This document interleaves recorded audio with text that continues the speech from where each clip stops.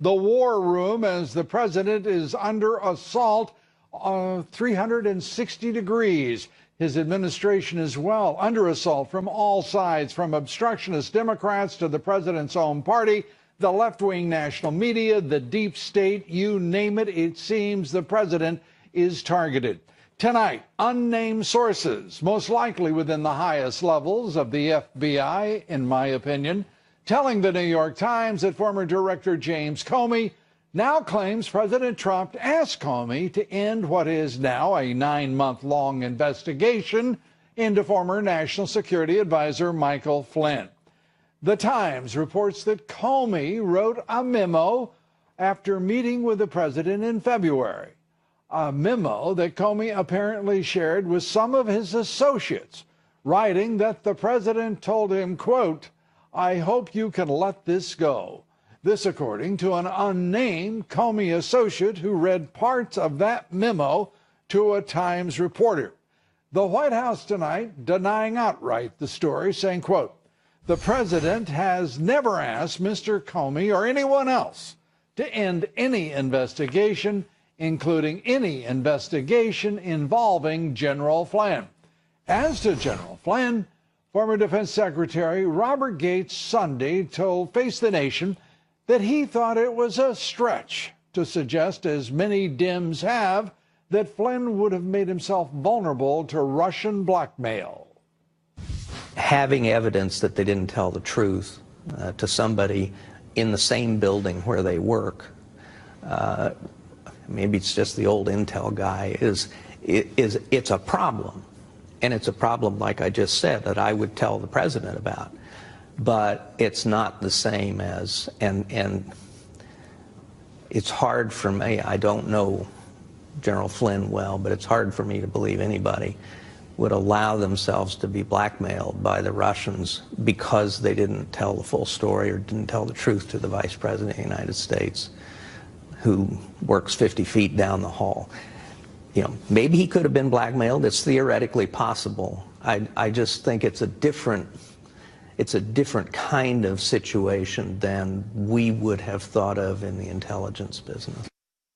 A different kind of situation, but it is now a situation that has been investigated for 9 months by the FBI. The FBI seems at a minimum to take 8 months and seldom reaches a conclusion. The New York Times report just the latest in a series of attacks against this president based on leaks from a deep state, in which many are obviously looking to subvert President Trump and his administration. The president earlier fired back over the leaks, tweeting this, quote, "I have been asking Director Comey and others from the beginning of my administration to find the leakers in the intelligence community." Obviously, to this point, so far, without much success. Joining me now for the latest on the deep state's attempts to subvert the presidency, the White House leaks, and much more, Lieutenant Colonel Tony Shaffer joining us tonight, Senior Fellow with the London Center for Policy Research. And Tony, good to have you with us. Thanks, Lou. Let's start with this, what appears to be a memo to file by the FBI director. Right. That conveys a one-person view of what happened in a conversation with at least one other person, the president. What do you make of this? Well, further than that, Lou, let me read to you the article from MSNBC saying neither NBC News nor The Times has seen the actual memo. Think about that. They're reporting that someone whispered to them about a memo that may or may not exist in somebody's file at the FBI. This is truly deep state, and you have collusion. I mean, this passes for reporting. This is beyond insane. And Lou, what you said here, walking up to it, I think illustrates clearly what the issue is regarding the president. The president did actually ask Mr. Comey to do something. And that thing he asked him to do was do your job, investigate the leaks. And instead of doing that and being asked by Trey Gowdy the same thing, expressing no interest at all in actually doing his job to investigate leaks, which, by the way, did compromise techniques and procedures of how we do collection. It was an arrogance about him that said, basically, I can pick and choose what I want to do. So this is another example of that, where you have people, and by the way, Lou, just between you and me, if you had something to say about someone, I don't think you'd be trying to go through your staff to say it. I think if you felt a certain way, you would tell that person. Why do we believe that James Comey would want this leaked out? I think that this is something being done by those in the deep state to upset everything that's going on, and like you said, try to undermine the president in every breath. You know, and there is within this, I've been very critical of the White House communications team, and I think fairly and appropriately. I have to say that the White House is sitting there. That communications team has barely raised its head, let alone its voice collectively, to defend the president, to defend. I mean, I don't understand what they're doing for this president right now. Do you? No, I don't. And this is where I think the criticism is apt by the fact that, first off, yesterday, I don't know what they were doing regarding the messaging regarding H.R. McMaster and that whole thing. And let's be clear on this. The president, for better or for worse, is the ultimate classification or declassification authority. He can talk to anybody about anything, no matter what the level is. And beyond that, I understand that things were instantly twisted by the National Security Council staff and leaked, obviously, to the Post. And there was a very delayed, very muted response, where they should have been right up there outlining the facts right up front about how this is completely false. So I think they, like you point out, the White House communication staff has to believe they are now at a state of war. This is war. It's called information operations, information warfare, and clearly the other side, the deep state and the Clinton folks, and I have to say some folks on the Republican side are all lining up. The battle lines are drawn, and it's time for people to understand how to deal with this as if like it's a war. Yeah, and that's why I made reference to the war room. Right. This president famously called Jeb Bush low energy, and with that branded a person who you know, so effectively. But the fact is, this is a low energy communications department, and it needs to be as well. Hell, the White House needs to be as high energy in its entirety as our president. Right. I know absolutely. that's a very tough requirement and a high bar, but they've got to pick it up. Because when you are looking at this array of people in deep state, on Capitol Hill, on the left, on the rhinos on the right, you name it, the national left-wing media, you've got to counter that assault. Right. And Lou, that's exactly what you have to do. You have to basically line it up, bring it up like it's a battle. And you got to figure out your order of battle. That's the technical term of figuring out who your troops are, figuring out who the bad guys are, and going about it that way. And frankly, you need to weigh into them. To use a term from General Patton, you know, you just got to do it. And this is where I think the president clearly understands what he's trying to do. Right. And I don't always believe that he has staff which is actually kind of rolling at his pace. And again, yesterday I cite for you kind of that whole debacle. And I'm sorry, you know, I don't know General McMaster, but I don't think he did much good the way he presented the counter argument. They've got to be much more precise. They've got to be better than the other side. And they just haven't got to that mark yet. Yeah, and there's no question that the president has a bright and capable team, but they need to be, let's say, remotivated, I believe. Yes, sir. Focused a bit. Right. I want to turn just to one other aspect here as we consider it. You know, I look around and I see the great cabinet this president has put together. I look over at the intelligence agencies that are now led by just absolutely superior people. The deep state is committed to maintaining this assault, it seems. I mean, we're not even 4 months into the Trump presidency, and the assaults continue, the attacks continue, and we have, as you indicated at the outset, the New York Times and the Washington Post, these are no longer fake news. I mean, they are, it's an entire psyops. It is a disinformation campaign from previous, former journalists. What do you think, having some experience with all of the above, would be an appropriate response by this White House? Well, two things. First, you're completely correct on the papers. I mean, this is they become Pravda, just to use a Cold War metaphor, and it's shameful.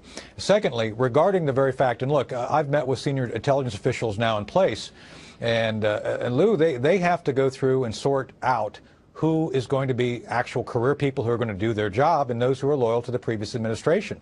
And some of these folks have transitioned from what we call political appointee jobs into career jobs. So you got to go through. So my recommendation, I'll tell you what I said, you need to go fire two levels down. Everybody below you 2 levels, fire them. Be done with it. Thank you for your service to America. It's time for you to find a new job. And then start looking for people who are going to be loyal to the American people and to the policies of this president. That's what you've got to do. It's just that simple. Very quick, if you will, your best one-word answer.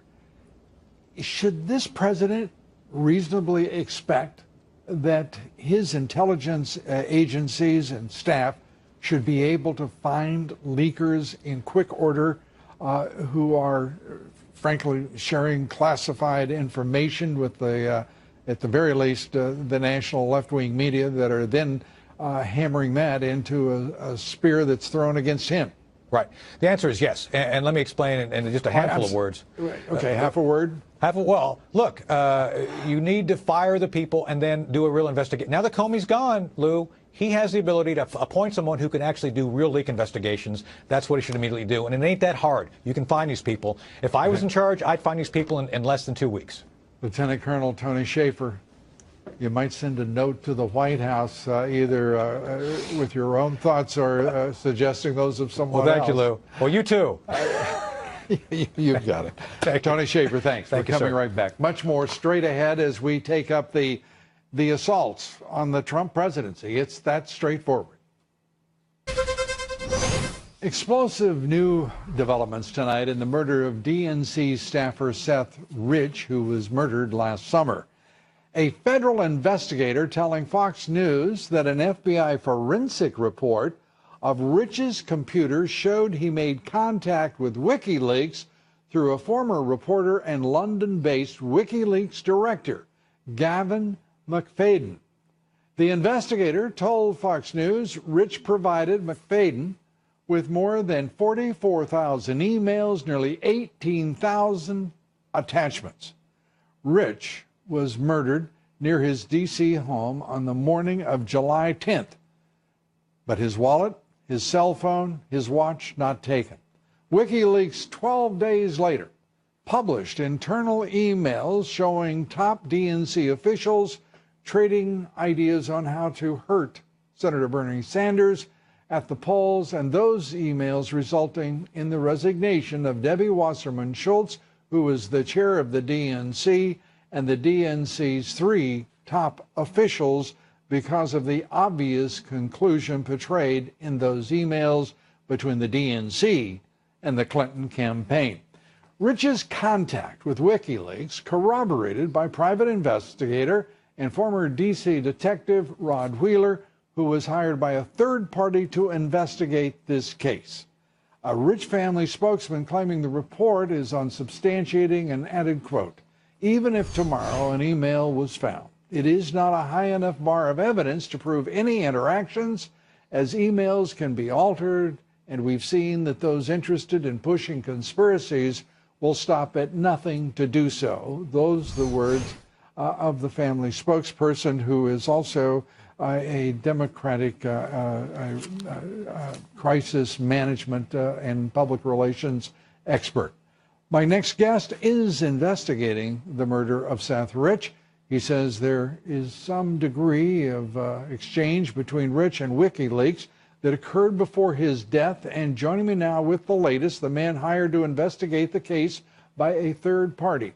Rod Wheeler joins us, former D.C. detective, Fox News contributor. And Rod, good to have you with us. And I know this is a complicated case. I want to say first to the family who have expressed concerns about the evidence here and what it actually means, that we're being very sensitive to this, but we're also looking at this case in the public interest, in fact, in the national interest, to try to discern what the D.C. Metropolitan Police and the FBI have not been able to do to this point, and we're going to do so with every sensitivity that we can bring to their concerns, with every effort also to get ultimately to the truth, which I know the family must desperately seek. Rod, this federal investigator, we're in an unusual situation. An FBI forensic report showing 44,000 emails, 18,000 attachments. That approximates just about what was released by WikiLeaks through the campaign and leading up to the election itself last summer. Do you think that's a coincidence? Well, no, I actually don't think it's a coincidence, but I do want to emphasize, first off here, Lou, that I have never seen the emails themselves. The information that I have gotten is information that has come through Fox News from that federal investigator, and then what I've done is taken that information to try to corroborate it. Because what we want to do whenever we have a source, as you well know, we always like to check on the credibility of that information coming in. What have you found in that regard? Well, what I have found is that his information that he shared with Fox News is pretty consistent with everything else that I've been learning, including the fact that right now no one seems to know where the computers are that belong to Seth Rich. The computers obviously were confiscated at some point. The police department tells me they don't know where they are. The FBI says they're not involved. So my question is, well, who has the computers? Yeah, who has a computer and why? First, as the primary investigative department, why doesn't the D.C. Metropolitan Police know where evidence is? And if there was a forensic, and there has been a forensic report created by the FBI, why don't the investigating detectives know where it is, what's in those emails, how many there are? We have a very precise number from that federal investigator, but none of this explains why the FBI is involved. And why there are claims that the D.C. detectives were told to stand down. Right, and that's a claim that I actually heard myself from a detective who said, Rod, we were told not to investigate this fully. Now, see, that's interesting because that's consistent with what this federal investigator said. The federal investigator never knew, Lou, that I had heard from a detective in the police department to stand down. Well, if this guy says the same thing, you have to start saying to yourself, well, maybe there's some truth behind this. So that's why I think when you look at the totality of everything that we have right now, it's very consistent with what this federal investigator has said. Now, I don't think that the police department has intentionally covered up anything pertaining to this case. I think it comes from someone above the police department. That's just my sense, Lou. And we should point out the mayor herself denying that she issued any kind of stand-down order, as described, obviously, by some of those within the department. But again, we don't have an explanation why Washington, D.C. seems to be where investigations go to die, whether they originate with the federal government or the D.C. Metropolitan Police. This is a strange, again, unresolved investigation with obvious frustration on the part of the local detectives who have this case in their hands, as well as the federal authorities, again, without explanation about why federal authorities are involved here. That's right. And no one has been able to give us any adequate explanation as to why the feds would be involved. I think the feds are involved, and I think there's a lot more information that's going to come out with regards to this case. But I do want to say that the Rich family is very concerned about this. The Rich family believes it was still a botched street robbery, which it could have been. So I want to make sure that that's clear. We don't know who or why Seth ended up dead. We haven't been able to determine, perhaps you have, that there were any murders in that neighborhood at all in recent years. So well, the last murder occurred in 2010, Lou. Right. 2010. So this is quite an exception, particularly in a city that is broadly as violent as Washington and deadly as Washington, D.C. is. And there seems to be a quick reflex here to say, you know, this was it was a robbery on the part of the police department. Obviously, it was not, because nothing was taken from Seth Rich. He was alive for 2 hours. We have no record that a single police officer or detective asked him who shot you. It is a peculiar case from start to finish. Your thoughts as we wrap up here about where we're headed now. Right. Just to go along with that real quickly, we also don't have body cameras that I know the police officers were wearing on the scene the night in which Seth was killed. That's a problem because we know for a fact those officers had on body cameras. No one knows where the video is. I think we're going to have to continue to look at this case, and hopefully more will come out as the days go by, Lou. Rod Wheeler, thank you for being with us. We appreciate your time and your thoughts about this case that disturbs the entire country.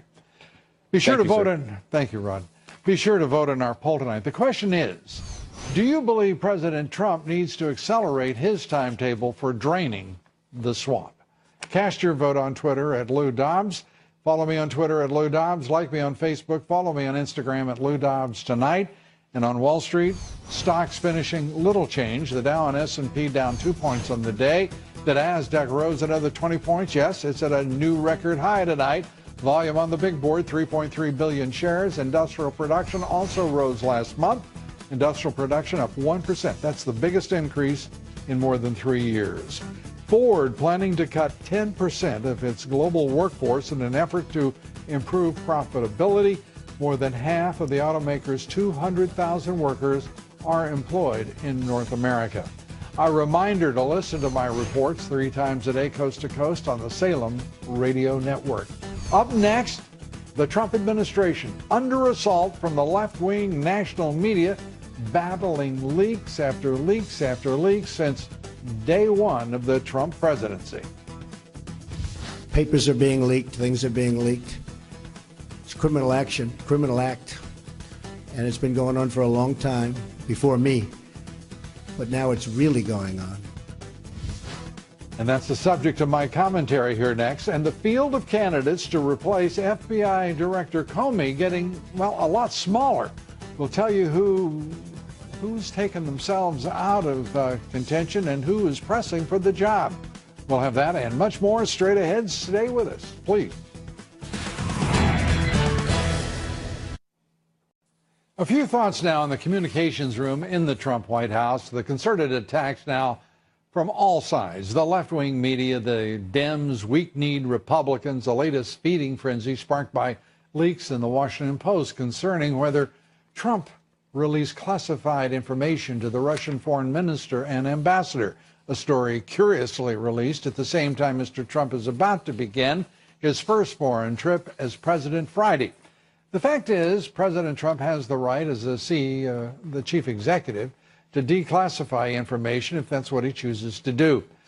The president was talking about intel that Israel developed regarding threats from the Islamic State, Israel issuing this statement. Israel has full confidence in our intelligence sharing relationship with the United States and looks forward to deepening that relationship in the years ahead under President Trump. But the Washington Post revels in its unreality, celebrating in the newsroom the number of hits its attack on the president received online. And the Trump administration has a communications department behaving as though they were in the George W. Bush White House.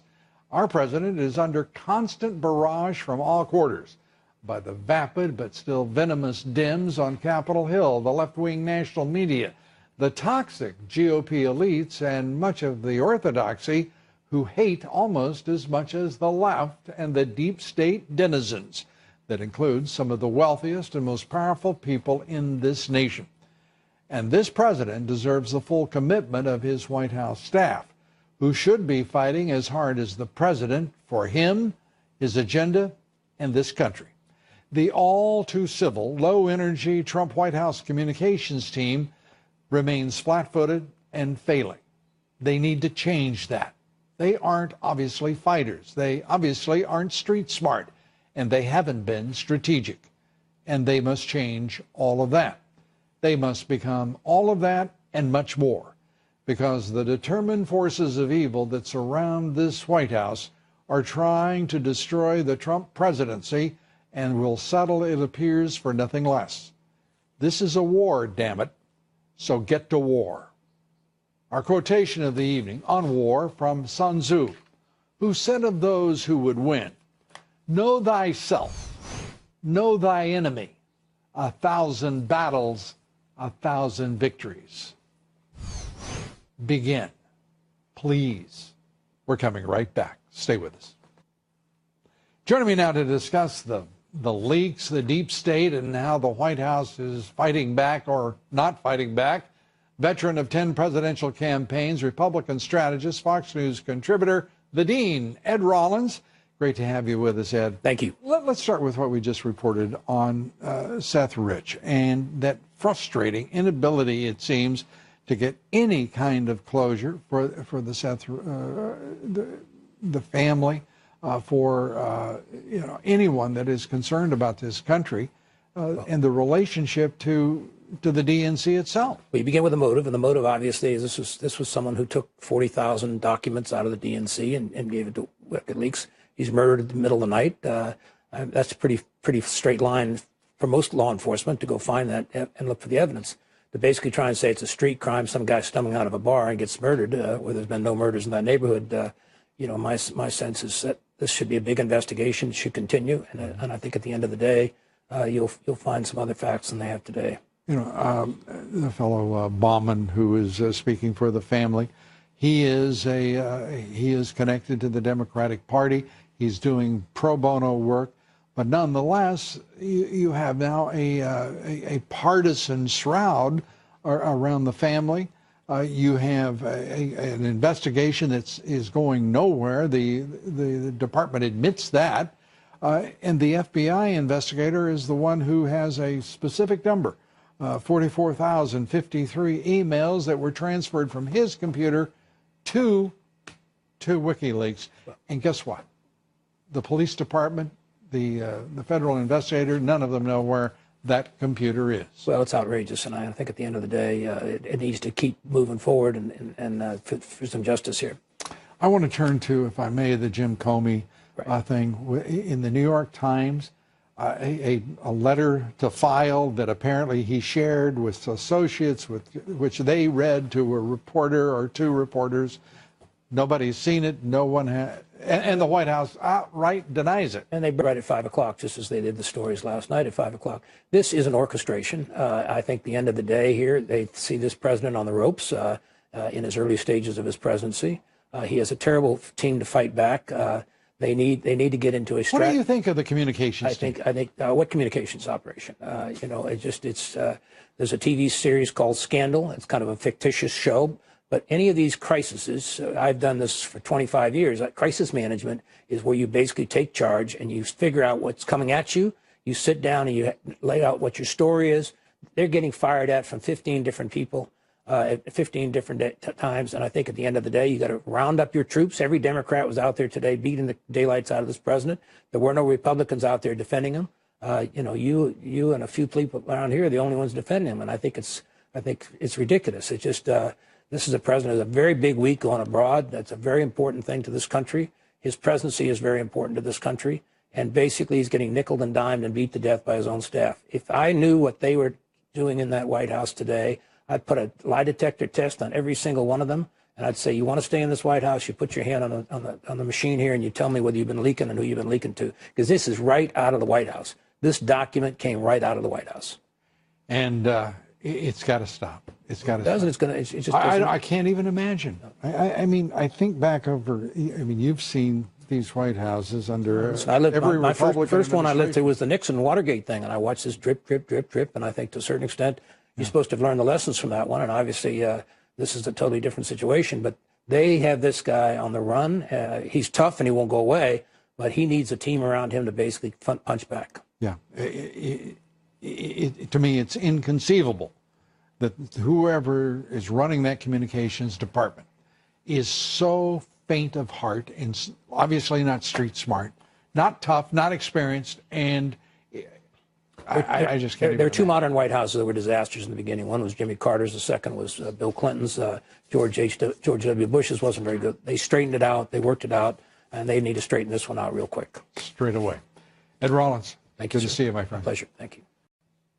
Joining me now to discuss the deep state and all of the attacks against the Trump White House, Congressman Ron Estes. He was sworn last month after winning a special election to fill CIA Director Mike Pompeo's seat, and it's great to have you with us, Congressman, and congratulations. Thank you, Lou. This has got to be quite an experience for you. Let me get a sense of your impressions of this White House, this president, under a full 360-degree attack from all quarters. Well, it's kind of amazing, when you take over the responsibility of the president, the way he's doing is you've got to give him some latitude to get his job done. And, not everybody in the country voted for him. We recognize that. But, we should support him and help him work through some of these issues that there's some monumental things that we need to address here in the country. What are your impressions when you see a senator like John McCain, a veteran, obviously Senator Bob Corker talking about the White House is in a downward spiral, and McCain says he's deeply troubled by it all. What do you make of that? Well, I'm not sure what's driving some of those comments. Obviously, there's a lot of work that has to be done at the White House, and we as Republicans, I think we should be supporting the president and helping work through those issues and helping address those. And I have not heard all of those comments that you made mention to, but we need to make sure we help make sure the president's successful and our country's successful. Yeah, isn't that a fascinating idea that the country pull for the president to lead the nation to prosperity, to lead the country toward a brighter future, and you would think that people could get behind that idea, but people in his own party. I'm glad to have an opportunity to talk with you, Congressman, and I got to say, I think you just raised the loyalty and the, if I may say, the patriotic average in the Congress, and it's great to have you on the show. I hope you'll come back often. Well, great, thank you. I think we saw it in the November election, and I saw it as well in my special election, that people wanted things to be done here differently in Washington, and so we want to make sure that we get some positive things done, and that we get some things accomplished now that we have Republican majorities in the House and the Senate and in the White House. Absolutely. This president won by vowing to change the status quo, but the status quo is awful stubborn and just a little mean. Congressman, good to have you with us. Ron Estes, again, congratulations, and thanks for being with us tonight. Thank you, Lou. You bet. Thank you. New evidence tonight suggesting North Korea may be behind that massive cyber attack, that global attack that affected 150 countries. Samatek and Kaspersky Labs saying some of the code used in the attack has also been used in programs run by North Korea's linked Lazarus Group that was behind the infamous Sony attack a few years ago. Up next here, the man who received a standing ovation from President Trump. Pratt Industries is the largest Australian employer in America, having invested $2.5 billion to create 7,000 high-paying manufacturing jobs for Americans over the last 30 years. Australian billionaire Anthony Pratt joins me here next on why he's praising Mr. Trump and Mr. Trump's fair trade plans. We talk here in just a moment. Stay with us. We'll be right back.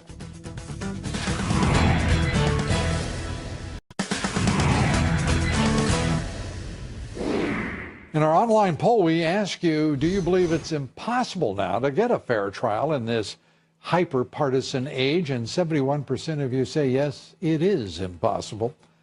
Well, joining us tonight, billionaire Australian businessman Anthony Pratt, who pledged a $2 billion investment in this country, the executive chairman of recycling and cardboard box giant BC Industries, saying his goal is to double America's food production industry, create millions of new high-paying American jobs. And joining me now to talk about that investment and much more, Pratt Industries Global Chairman Anthony Pratt. Anthony, great to have you. Thanks, Lou. And you know, it's inspiring to see you make that that kind of a commitment to the country, and it's a great example for business leaders, domestic and foreign. Thank you. No, it was a great honour before the President and the First Lady to announce that because of his leadership, we're investing $2 billion to create 5,000 high-paying manufacturing jobs, mainly in the Midwest. And the President giving you a standing ovation, well earned and richly paid there. It's, you know, when I look at what is happening here and I compare, I'd just love to know what you're thinking of what Donald Trump is going through as president right now, also a businessman, but now suddenly in an arena that I don't think even he could have anticipated. Well, we're very enthused about President Trump. We think that he's doing a fantastic job. I mean, the jobs data that came out about a week ago showing that unemployment's at its lowest rate in over a decade. The fact that that great trade deal with China was done just last Thursday night or Thursday, showing that we're going to get beef into China for the first time since 2003. He's doing a brilliant job, and that's why we're doubling down on our investment in America. And as you watch what is happening politically, the politics in Australia are a little different than what we are going through here now. But even in the best of years, the United States is a rough place, and this is rough and ready. What do you think President Trump should do to disarm and to neutralize, if you will, his opponents and fervent critics? Well, he's doing a fantastic job at what he's doing, and some of those results that I just talked about, I actually think that there's enormous, people used to talk about people going offshore to manufacture in China. I think there's onshoring going on now, and I think that companies are coming back from China to places like Ohio because of President Trump, because of the great energy cost, low energy costs in America, and the productivity of Americans is the best in the world.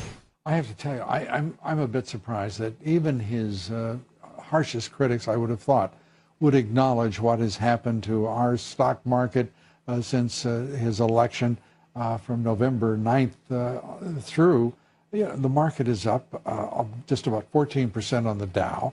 We're talking about trillions of dollars in market cap. We're watching jobs being created. And the partisanship is so fervent that they will not even acknowledge, and the national left-wing media will not permit that message to get through, how much better the country is in these few short months. That's right. I mean, speaking anecdotally, I had a bet, actually, during the election that President Trump was going to win the election because I didn't think anyone would believe me afterwards that I predicted. And the reason that I came to that conclusion was that I talked to our people in the South, East, the Southwest, the Midwest, and the words that were coming back to me were that they were all going to vote for then Mr. Trump, now President Trump. So, all our 68 factories, we employ 7,000 people here, are all in those regions. Right. And the word you get back from those is very different to so like President Trump, you don't worry too much about the polls. And he makes a point. Those polls were wrong before, and suddenly somebody writes an article about them now as if they're right. It's still the same nonsense and the same cant bias in the polling. Exactly. Now I believe he's doing a brilliant job. I think he's a brilliant man, one of the great leaders of our generation. And I think that he will definitely get a second term, and I really think that his results, his outcomes continue to show. Absolutely. Anthony, I've got to ask you, how much was that bet? Was a $100,000 bet. I think that's a nice return, and, yeah. And good on you. Anthony Pratt, great to have you here. Thank you, Luke. Good to see you. Appreciate it. Again, thanks for putting your money where your heart and your expectations are. It's a great honor. Thank you. That's it for us tonight. We thank you for being with us. Congressman Jim Jordan, Senator Luther Strange, among my guests here tomorrow. Please be with us. Thanks for joining us tonight. Good night from New York.